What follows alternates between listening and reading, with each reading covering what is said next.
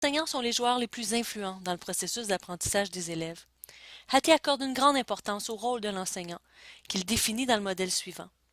L'enseignant est activateur, car il met les élèves en action. Il est agent de changement, il s'informe et se questionne sur les meilleures pratiques. Et il est directeur de l'apprentissage, il guide et accompagne l'élève vers son autonomie d'apprentissage.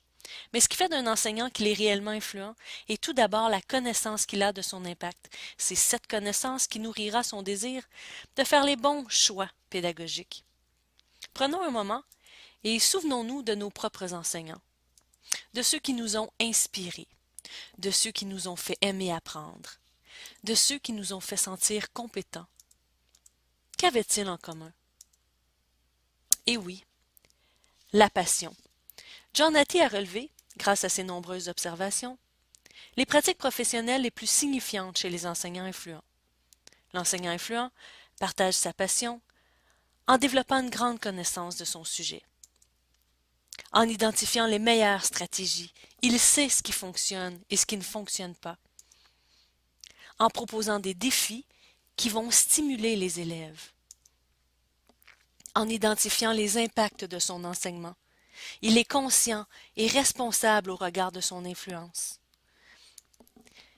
Il est un apprenant curieux et il s'investit dans son développement professionnel.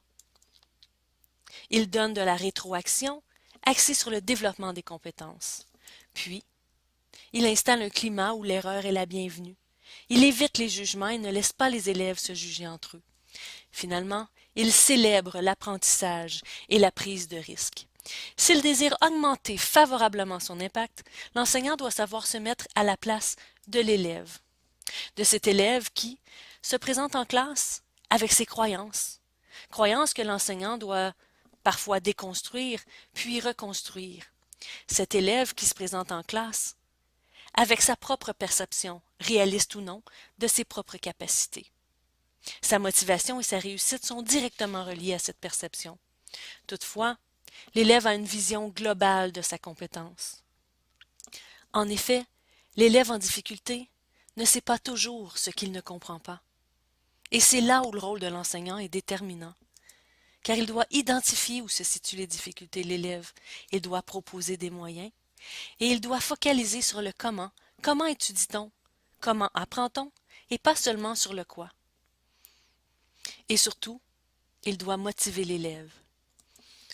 Aussi, l'enseignant doit aider l'élève à développer sa compétence, à poser et à se poser les bonnes questions. Pensons à nos propres parcours ou à ceux de nos proches. Le chemin de la réussite n'est évidemment pas le même pour tous, mais par chance, vous êtes là, chers enseignants, passionnés et inspirants.